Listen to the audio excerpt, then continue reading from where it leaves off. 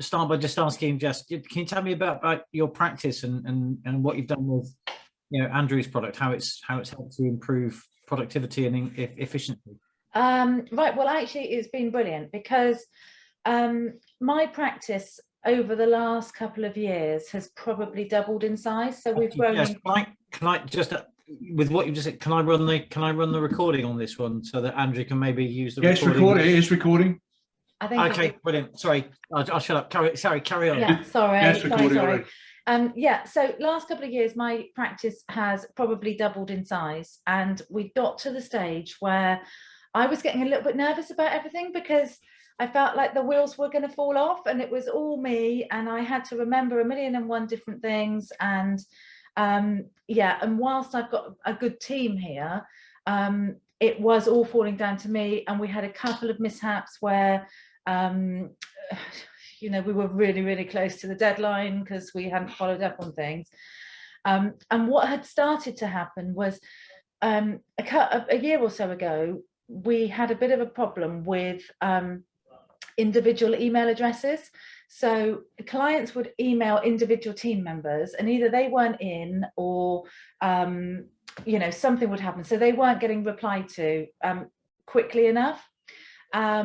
And so we sort of had a bit of a play around with having one mailbox, and yeah, basically it didn't really work. And so clients were starting to moan a bit about not getting responded to quickly enough, and I could just feel this sort of like little undercurrent of dissatisfaction, which obviously is, you don't want that at all in your practice. So I was chatting to Andrew, and he was telling me about this AI. And so we thought, right, chatbox, this can be good, really, because what Andrew's done is linked it in with our CRM. So all of the really, what I call, well, all of those really niggly emails, when clients email in and say, oh, can you tell me what my UTR number is? Can you tell me this? Can you tell me that? Simple bits of information that they should have that actually just takes the team's time away replying to it. Well, now that all gets done automatically. So our actual clutter in the inbox is now just more in depth things, and we're working. Andrew's come up with some really brilliant ideas actually about how we can develop that further and how we can automate a lot more of the questions that clients are asking us. So if they, if they want to know how much VAT they've got to pay and what the date is, then they can get that automatically. So yeah, it's absolutely brilliant. And we've been sort of directing people. So when people email in, we've been directing them to the chatbot and say, pop your question in here. We aim to sort of get back to you in, I can't remember what we've put in it now, 24, 48 hours, something like that. However, if you would like an immediate answer, just type your question in here and we'll see what we can do with it. Yeah, so clients have loved it because, whereas they'd be waiting for us to answer, they're now getting the information immediately, and normally to their mobile phone as well. So yeah, and it's actually, I know this is sad, but it's actually really, really exciting, because thinking about how this can develop and progress, there's sort of no end of opportunities, is there, Andrew? It's no, like, you're right. Every time we do one little bit, we think like, oh, we could do this. Actually, we could make this even better. Yeah. So yeah, I've just like talked at you, but yeah, that's the basis of it, really. And I'm just really looking forward to developing it all further. Yeah. Just as a matter of interest, so where does this that depends on you having your practice management system up to date in terms of the answers to the questions for the AI to tap into? So is that being synchronized into your CRM, or is that one and the same? Yeah, well, the chatbot goes in and looks for the answers within our CRM. So if we send a VAT return for approval or something like that, then we have a little box within the CRM to say next VAT payment due, and we just type it in there, and then that then automatically goes on to what we call a canned message. So the canned message is there and says like, dear so-and-so, we've finalised your VAT return, due for submission, want you to approve it. The amount that we estimate you to have due is this amount, and it pulls the amount from the box that we've typed it into. So yeah, you do need to make sure that it's up to date. However, you know, I've worked that into my systems so that, you know, we need that information in the right box to generate the email to send it for approval. So yeah, it's all about processes, really. And your CRM, that's pulling data. Is that pulling data, or is that acting as your practice management system? Right, at the moment it's acting as our practice management system, but we're actually just thinking about developing it all a little bit further and having a dedicated CRM rather than just a generic off-the-shelf practice management system. So okay, so that's taking your, so what is the CRM platform you're running off? So at the moment we use Accountancy Manager. Yeah. And actually it's great, but it doesn't do everything that I want it to do. So having seen like the automation that we can get through this AI and the chatbot and everything like that, I just want to take it a little bit further. And Accountancy Manager has always been a little bit clunky for me, hasn't done exactly what I wanted. So I've had to have different apps to do different things, and everything's all a little bit all over the place. So I'm actually, I don't know whether you've talked about this, Andrew, or whether I'm supposed to or not, but yeah, so we're trying to look at the moment about having a complete dashboard in one place that does all of the apps that I've got, rather than just Accountancy Manager and then some proposal software, and then, you know, some CRM and some prospect sort of funnel management, and, you know, so yeah, so getting it all in one place. Does that sorry, Andrew, just to you really, I suppose, does that throw you up with that development challenge to try and create the dashboard to do all the integrations? No. So the dashboard I have already on the platform is very flexible. So what we do is the AI will recognize a user, and based on the information that the AI looks at, we create variables for each data point. So it stores all of the variables in there anyway, actually on the platform. The only sort of development is when we start connecting to the different APIs. So the dashboard is the dashboard. We can create, we call them custom matrices. So custom variables that can show any matrix in the dashboard. So the dashboard could be custom designed. As I say, it's just specific specialist development going into different third-party softwares where we've got to look at the endpoints, do a bit of coding. Yeah, to get data call on the API for the various. That's it. Yeah. So what we're doing with customer requests is we're sending out an OTP so that the AI will recognize the customer. Hi, Steve, how are you? First of all, yes, are you an existing customer? Or hi, Steve, how are you? Are you looking for any data? Yes, I am. Send them out a note, send an OTP to your mobile phone, you enter the OTP, and that opens up the gateway. And what we're doing, depending on the type of request, at the moment, we're looking at just sending one data sheet with all of the relevant saved data that Jess has in her database in a format. So even if there is some information missing, it still gives you a format and say, well, your tax is due, or there's no value in that, but it'll go down in a specific format and have all the relevant information that's in the CRM. And followed up by that is a question, was this helpful? Yes, it was. No, it wasn't. Would you like to book a meeting or send a message? And that reduces everything. So if there is something missing, they're still getting direct to Jess, where they book up my meeting through her calendar, or just create a ticket and one of the team picks it up. So it's multiple seats for live chat as well. So you could type in a live chat question, or you can, as I say, create tickets, unlimited live chat seats, and unlimited integrations. Okay. Yeah. Just if you were running a bigger practice, you had, I don't know, how many people have you got on the team at the moment? There's 10 of us at the moment. Okay, so a decent number. So were you pretty disciplined in using the CRM before you started? Was I what, sorry? Were you and your team pretty disciplined in using the Accountancy Manager as a practice management tool before you started? Yeah, we've used it for task management and workflows, basically.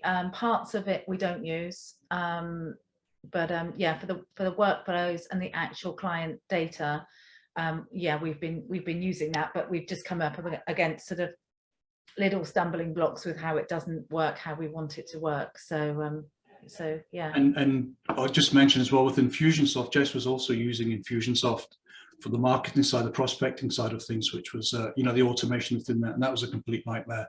So that's completely gone now as well, where we're using our own API to send out reminder messages and emails and things like that on schedules, you know, for prospecting.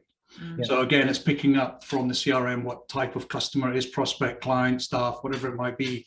It then knows what to do through the automation based on status, customer status, or what type of customer it is. It then knows what to do. So if it's prospect, it'll send out email 1 on day 1, email 4, and if somebody replies, then the status will change into client or whatever it might be along the way, and then it would stop sending out prospecting data. But, so it's basically stopped.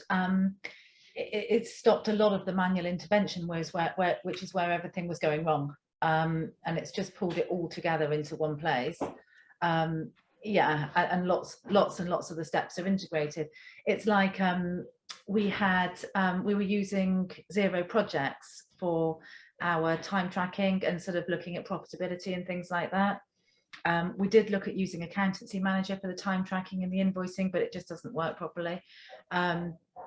So we were then using Xero projects, so staff would allocate their time within projects. But then we came across the stumbling block of lots of our clients are on repeating invoices within Xero, and Xero doesn't allow you to allocate projects to repeating invoices.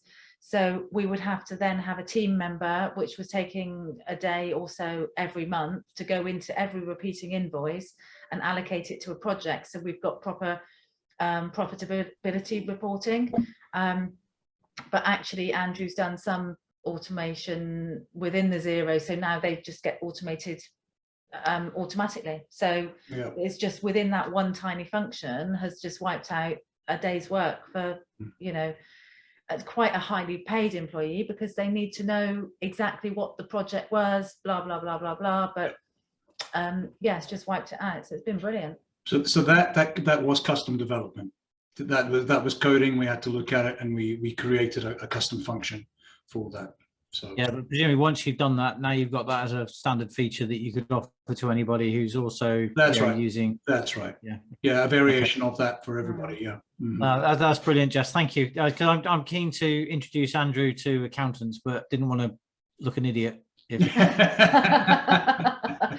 no, I've known Andrew for years and years now, and I have basically, because I've known him for that long, I've trusted him to do it, and we've had regular catch-ups, and I've said, oh yeah, like that needs tweaking a bit, and you know, he's been absolutely brilliant. So thank you, Jess. That's well, brilliant. You've actually been quite intuitive with what I needed as well, and I thought I knew what I needed, but you've actually told me more of what I need than I knew I needed. So, you don't know what you don't know, isn't it? You don't know what's available. Yeah, that's it. Yeah, that's cool. Thanks very much, Jess. I appreciate that. That's appreciated. That's all right. I've lived a long time in the same sort of tech world as Andrew, so yeah, that comes around again and again. The client doesn't know what the client needs because the client doesn't know what they don't know. Yeah, that's it. You don't know what it can do, do you? And it's like what were we talking about last week? I can't remember now, but I think I actually said to you, well, if you could do it, if we could do that with that, then can we do that with that? And Andrew was like, yeah, that's easy. I was like, well, that's amazing. That's, you know, let's do that bit next. So if you didn't have Andrew's tech, your current 10 people, how many people would you have to employ? Oh, I don't know. There'd be at least there would be at least one more, if not 2 more, I think. Still about 10 to 20% efficiency overall then, or yeah, I would have said so. And I think what it's done is it's freed the team's mind up quite a lot as well, because they're not so we used to run Accountancy Manager alongside spreadsheets and Trello boards, so we were constantly checking one against the other, and we don't really need to do that any longer. And we've taken on, I don't know, probably I don't know, I want to say about 6 new bookkeeping clients in the last couple of months where we're doing the full bookkeeping for them. And actually it was members of the bookkeeping team that were doing these manual processes. So I would have probably had to have recruited another bookkeeper to be able to do that work, but because their minds are freed up, they've actually got the space. They've got the space and the capacity to do it within the team we've already got. Yeah, I think How many another. more did you take on before recruiting? Sorry? How many more clients can you take on before recruiting? Oh, I don't know. I need to get back to my capacity planner and yeah, and have a little look, which is what I've actually. Can't you send it an email? Well, I tell you what, one of the things that I want to look at is, and this is sort of on my wish list thing, is accountancy manager has the most appalling deadline calendar. And what I'd really like is to take that deadline calendar and be able to drag and drop jobs onto it, because we know how long a job took last year. So if we allocate the same amount of hours for last year to this year, then we should be able to drag and drop that onto different staff members' calendars. So then we have planned the work, and then we know at a glance whether we need more staff, when our busy times are going to be, when we can't cope with what we've got coming in. Because one of the things that I do that I'm not sure many other accountants actually do is try and schedule the client's work. So we will say to them, okay, fine, look, your year ends 31st of March. We know that you're not going to get us the information. Last year you got us the information really, really late, so we know that you're a later person rather than an early person. So we are going to schedule your work for October. We need to have all your records for da da da da da. So I will plan out what we're going to be doing each month, and if clients miss their slot, then they go to the back of the queue. And it's, yeah, they don't like it sometimes, but it without being rude, it's training clients, isn't it, into Absolutely, yeah. This is how we're doing it. You got options, you can prioritize and just accept the consequences. Yeah, yeah, and it is, because, you know, 31st of March is a heavy year end, a really heavy year end, and so that does have to be spread across the year rather than trying to do it all in the same month. Absolutely. So yeah, it's planning. Brilliant. I'm working on my capacity planning at the moment. Thank you, Jess. I'm guessing Andrew chuffed us nuts with what he just caught. Oh, absolutely. Yeah, I mean, it's great. It's going to be plastered all over the internet, Jess. Ah! You're going to be famous. I'm glad I picked my cushions up off the floor Yeah. then. Oh, that's brilliant. I really appreciate what you're saying, Jess. It's great. I hope it gives Steve confidence in what we're doing, that you can, you know, Steve, recommend that to your clients. And no, it does. It does. Yeah, that's no, cool. I am really over the moon, and you know, thank you, Andrew. No, thank you. That's great. For everything you've done. Yeah, It's, yeah. you know, and you're going to be doing more. No, I know. We're talking about dragging stuff onto the calendar. We're looking at that. There is a workaround for that. Yeah. So we'll get that going as well. Yeah. There's got to be. There is. No, we've so many accountants out there that are struggling with the systems. Yeah. Yeah. And whilst I wouldn't want to give away all my trade secrets or anything like that, and actually I could quite like keep this to myself. It seems a bit unfair. I think I'll tell you what you've done. Yeah, anybody can just employ Andrew's kit. What they will mostly do is fail on implementation. Yeah. They'll fail on the people thing. Mm-hmm. You've got the people thing nailed, puts you streets ahead of anybody else. So yeah. By the time we finish this conversation, the tech will just be one part of your value add anyway. Okay. Oh dear me.